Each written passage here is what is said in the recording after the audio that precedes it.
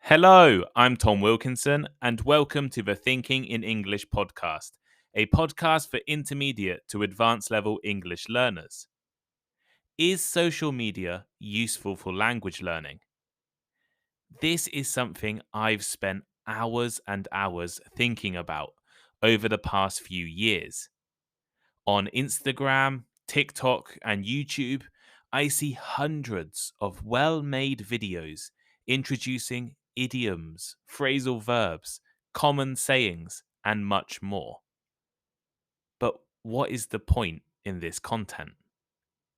In my opinion, a lot of Instagram and TikTok content for English learners is quite useless, and in the worst cases, completely wrong.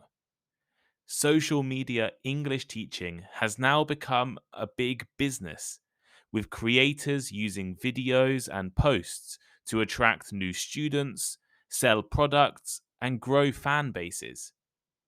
In fact, some of you probably found me through Instagram. Is the content made by these social media English teachers actually useful for English learners? Or is it just designed to get the most views and likes? How should an English learner incorporate social media into their study routine? Today, we are going to try and answer these questions. But I can't answer these questions myself. I'm not an expert, and I don't post enough online to know the answers. So, instead, I thought I'd invite a social media English teacher onto the podcast today to discuss social media and language learning. And not just any English teacher, but one of the most popular right now. Sensei has over 250,000 followers across two different Instagram accounts, 120,000 followers on TikTok, and is also active on Twitter, Facebook, YouTube, and has his own podcast too. Stu makes a wide variety of video content across the internet, and I think is the perfect person to talk about the usefulness of social media for language learners. You can find the full transcript of our conversation together over on thinkinginenglish.blog, the blog for Thinking in English. And yes, I made a full transcript of our conversation. Head over to my Instagram page, Thinking in English Podcast, where I make Instagram content, and leave a like, a rating, or a review wherever you are listening to right now. I'm still trying to become the most liked English learning podcast on Spotify. So leave me a like if you can. So let's get into the podcast.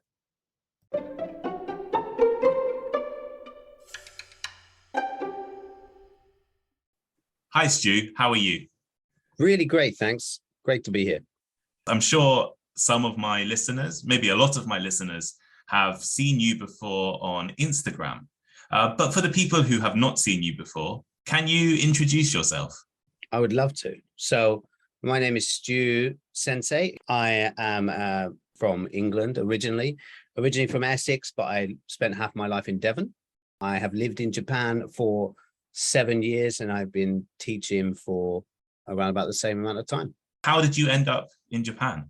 My partner is Japanese. My wife is Japanese, and we met in England. We worked at the same place for a few years, and started dating, etc. And then I ended up moving here, and now we have a family here. So that's basically the long story short. Were you a teacher in the UK?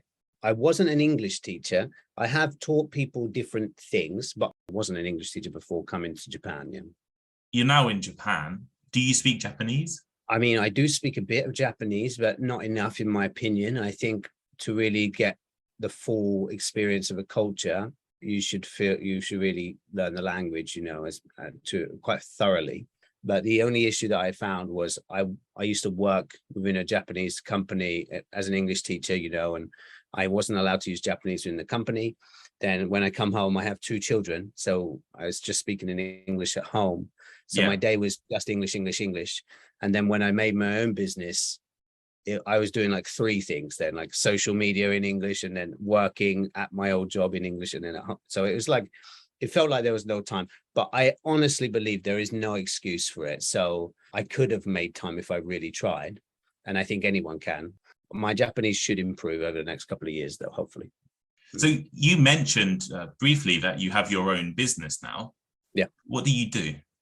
I teach English. I will admit that when I first became an English teacher, the knowledge of the subject was not so great. But over time, I dedicated myself to learning it. It's a humbling thing, learning your own language. So Yeah.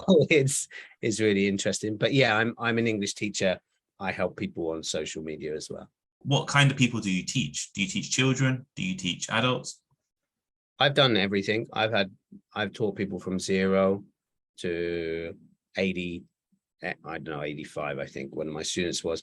So a really broad range with all different needs. But more recently, I've focused more on communication skills and pronunciation, because many people can't jump over the block of, speaking to people for the first time. It can really range, but these days, pronunciation and communication more so. I noticed that your accent is quite different to my accent. How is it teaching pronunciation when you have a mix between an Essex and a Devon accent? That's a really great question, and it's something I've been really thinking a lot about over the last 2 years. I went through my own cycles of worrying about the way I spoke and whether it was acceptable or people would accept it. My dad's from London. He's a Cockney. Whilst we do block accents into certain regional areas, I don't think these days it's as clear as that. And people travel so much that we have experiences hearing people from different places and being surrounded by them. University is a good example. In the UK, we tend to move away from home compared to other countries like Japan, where people usually stay closer to home. So I moved to Wales for 2 years, and you take all these experiences and it does affect your language, whether it's vocabulary, grammar, or pronunciation. So it's really a mixture, a melting pot of different ways of speaking if you move around a bit. At one point, I used to use like something called TH fronting. In certain accents, they use this TH fronting where you use a V or an F instead of a TH. And I used to have that, it was very prominent. And I went through a period of trying to work on the traditional pronunciation. And that was a good experience to have, because then you experience what the learners go through as well of English. But nowadays, I just explain, I'd probably say my accent's closest to estuary English if I was to categorize one. But really, it's a mixture. So I also did the same thing as you. I TH front. I don't use my THs very well. I don't use my Rs very well either.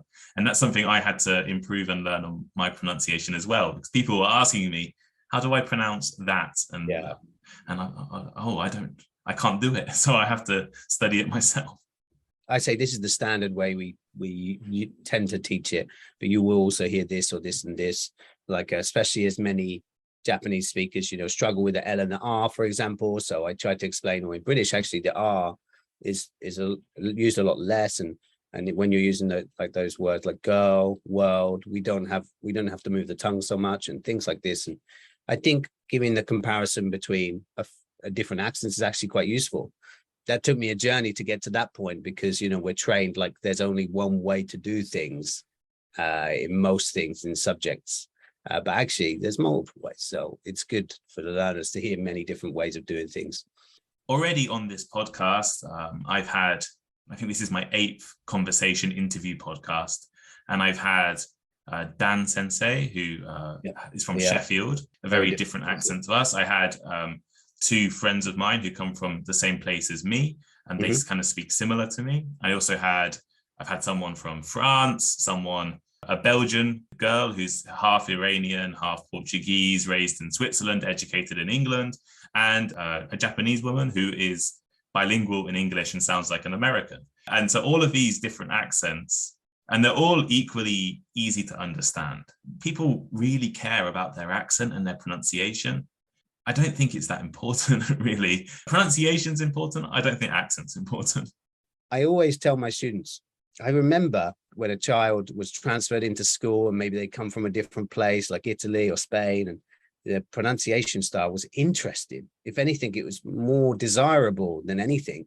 it made that person maybe stand out a lot more. And it was a great icebreaker, anyone would start a conversation with that kind of person. So the only time pronunciation becomes an issue is if communication isn't successful. So then that's when we need to look at it. But it doesn't mean you need to change your accent. Yeah, I completely agree. Maybe being a pronunciation coach, it's not a good thing to say. Maybe I should say you should change, but in reality, it really doesn't matter.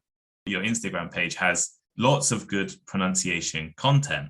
And I kind of want to talk about something maybe a little different to other interviews and other podcasts you've had before. You have a large social media following, especially on Instagram.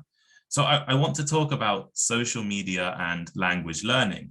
I'm sure a lot of the people listening today have used social media before to learn languages, and perhaps they even follow you, and hopefully they follow me as well. I've experimented with making different content over the past few years, and I've had some success on Instagram and TikTok, but I stopped because I was mainly making posts about idioms and phrasal verbs, catchy titles. I didn't really think what I was making was actually useful. It struck me once when I was making something, and then I wrote a podcast the week after about the 50 idioms that are going to go extinct in the English language. And I realized that on my list of idioms were a lot of idioms that were about to go extinct because they only used by less than 10% of the population. Just because I was making things that were popular, it doesn't mean that it was useful. So instead, I changed my posts. I post more personal stuff, and I post more vocabulary in context about the news, which is closer to my brand. What I want to sort of move on now is to talk to you about these kinds of issues. So let's start by just saying, what kinds of social media do you use? I literally am everywhere. So Twitter, TikTok, YouTube, Instagram, Facebook. I have a podcast as well. I'm not as dedicated as maybe you are, but I do have one somewhere. Yeah. What's your biggest platform? So I have 2 Instagram accounts that are around about 130,000, and then TikTok is 100 and nearly 120,000. So both of those social medias, and YouTube I've only just started focusing on recently. It's nearly 5,000 now, so it's growing.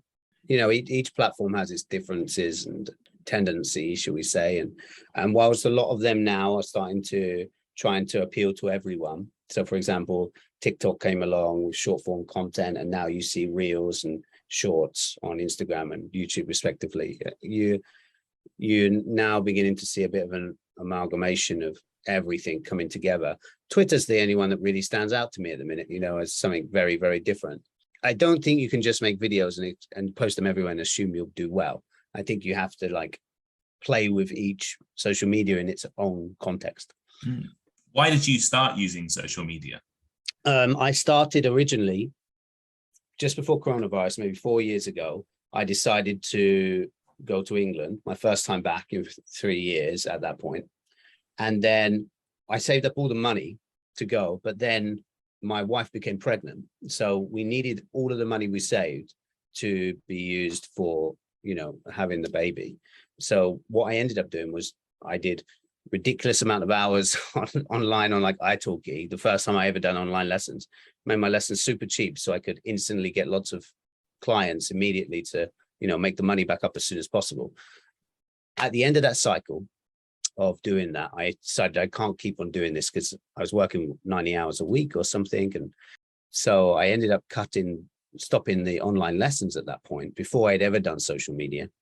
And then one of the guys said, "Oh, why don't you post on social media? You might find some more clients that way." And I said, well, maybe. When it came to the end of the cycle, I was like, I'd still like to help these people out. So let's give it a go. And I ended up starting to make content. And the first 30-second video took 2 weeks. You have to get over yourself, listening to your voice and seeing your face on the screen and things. But after that, it seemed to gradually do better and better every year. Like you said, you now have over 100,000 followers on Instagram accounts and on TikTok. How did you become so popular?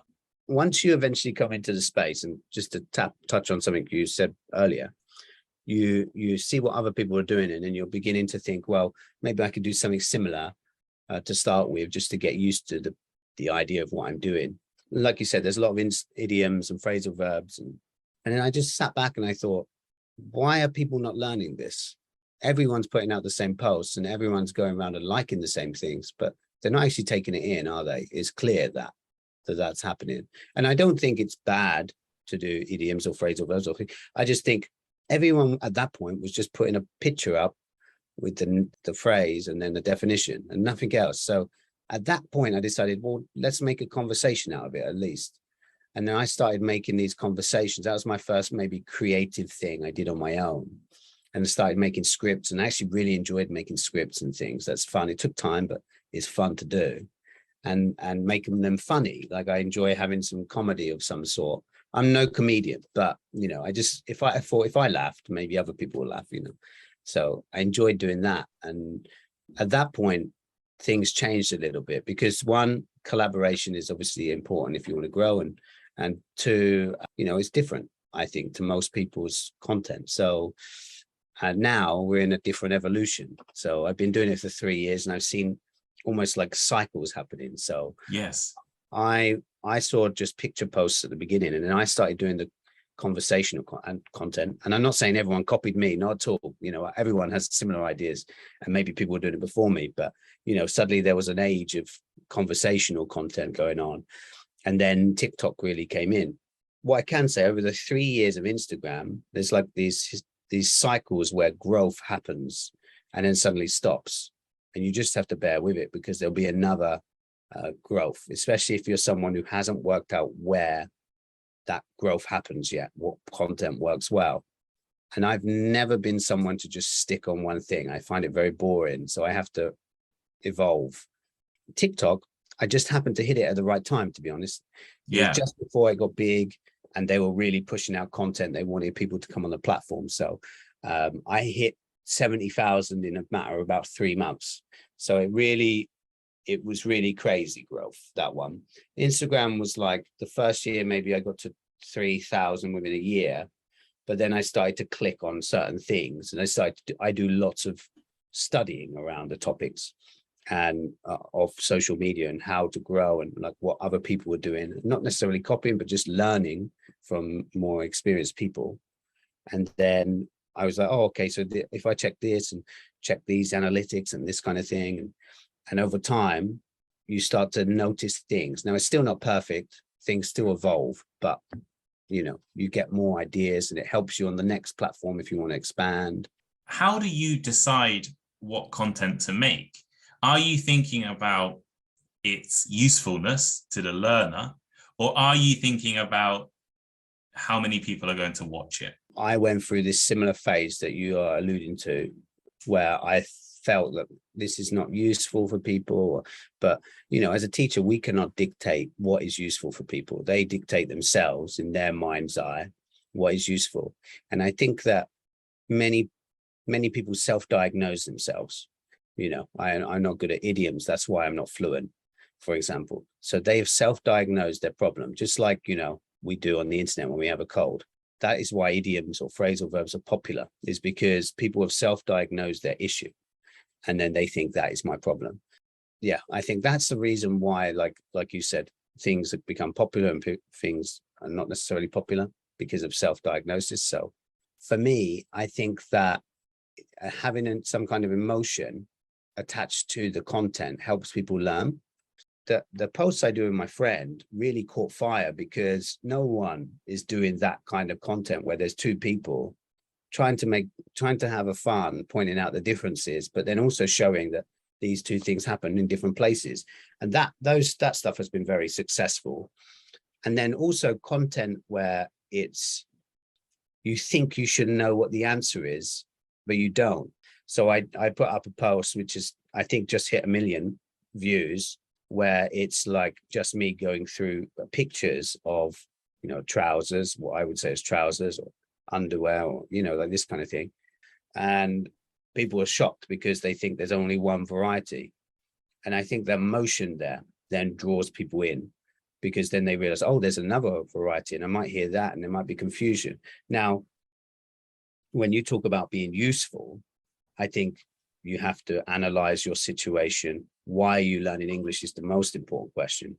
I think this idea of what is useful is an important thing to think about. If watching short form Instagram and TikTok content motivates you, makes you interested in learning English, makes you go and study some more, then it's really useful. And that's even if the content itself is not actually the best. Usefulness can be in terms of motivation, in terms of inspiring you to go out and learn.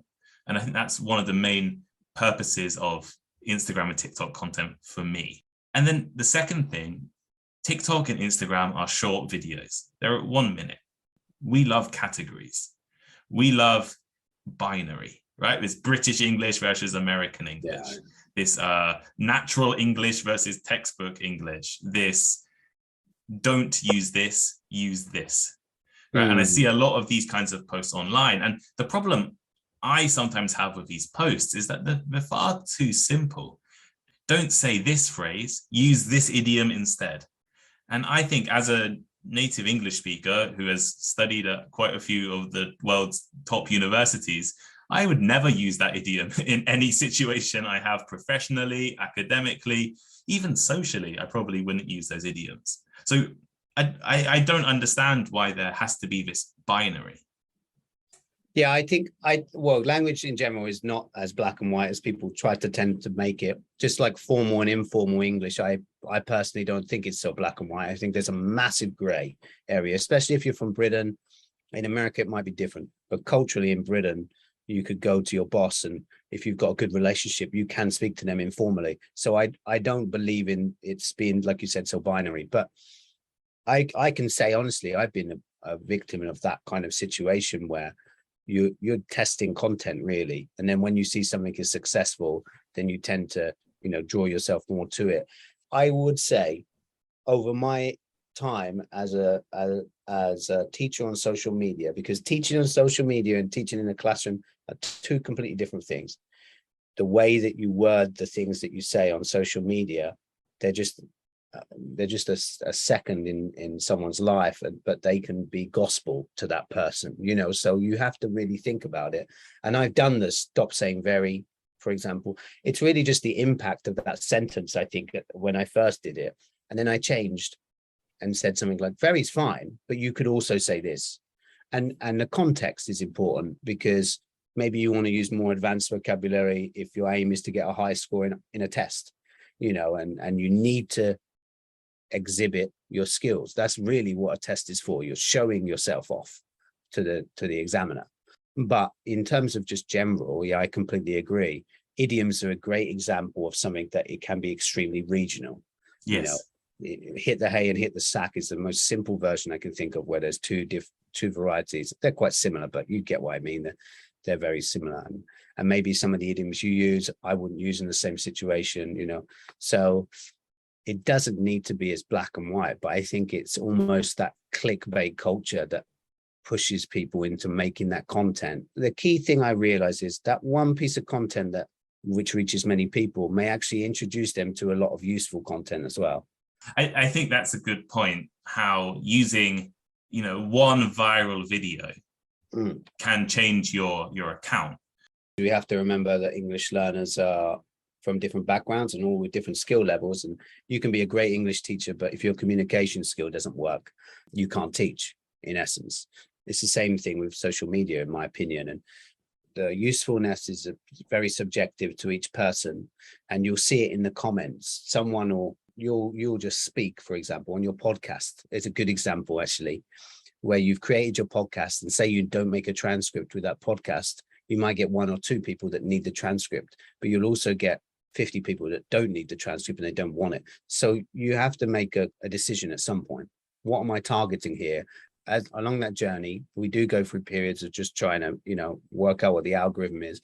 What do people react to, and what do they say is useful? They say they enjoy. I mean, me and my friend, that's for enjoyment. Like, how it may not be like the perfect execution or explanation of things, but it's like the point of that profile of just me and him having fun with English is how can we make it enjoyable for students? Because one of the big issues is people still think the textbook is the only way to learn a language, and as you know from your podcast, there's way more ways to learn English. It doesn't have to be like just grammar focus.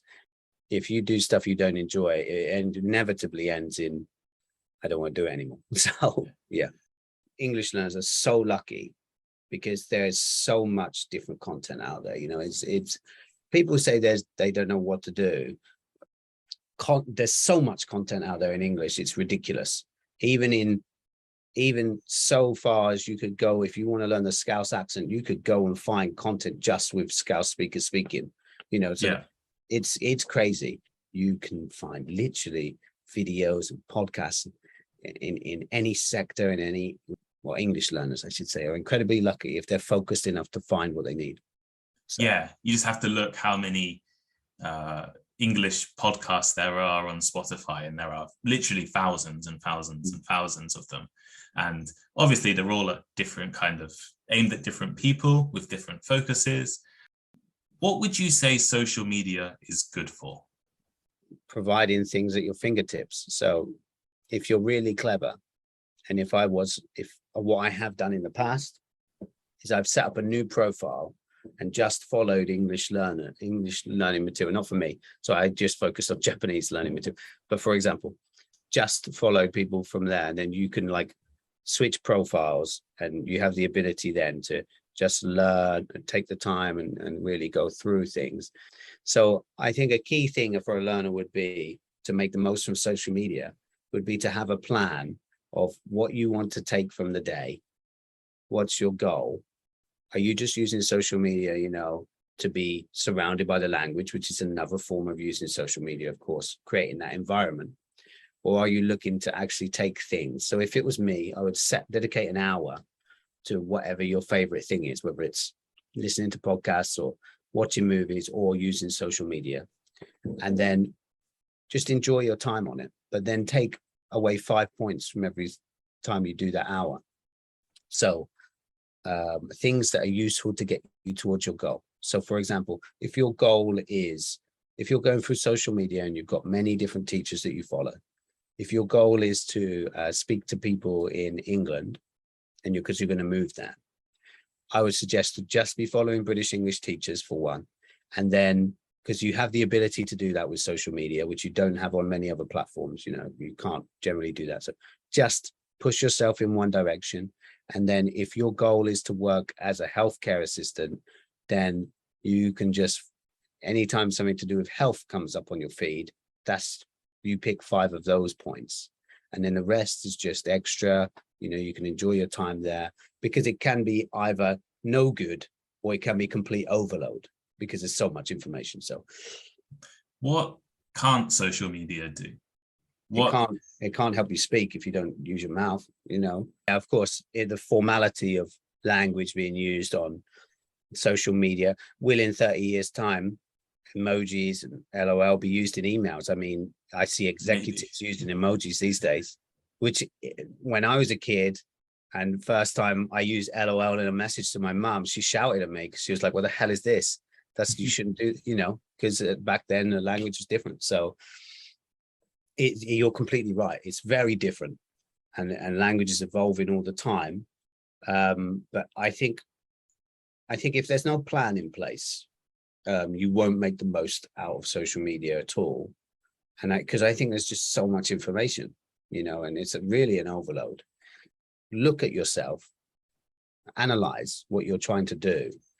Social media should be part of your studying, right? But it's not everything. If all you do is follow Thinking in English and Stu Sensei on Instagram, that's not going to help. That's not going to make you fluent. But if it's part of, you know, if you're listening to podcasts, if you're watching YouTube videos, if you're reading books, if you're going to a class as well, it's all part of the studying process.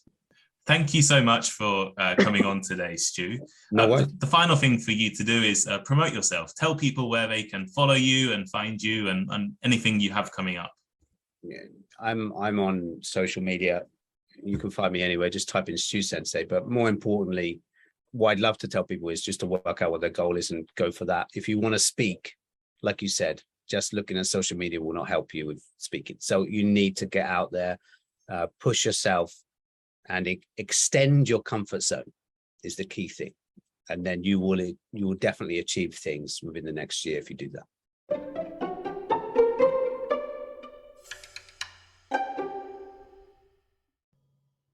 So here is today's final thought. That was my conversation with Stu Sensei. I want to say a massive thank you to Stu for taking the time to come onto the podcast. I think it was a great conversation. Go and follow Stu everywhere. Follow him on Instagram and TikTok or whatever social media you use. And in September, I will be appearing on his podcast. So if you follow me on Instagram, I'll make sure to publicize when he releases that. But what did you think about today's episode? We covered a lot of different points. So, what stood out to you?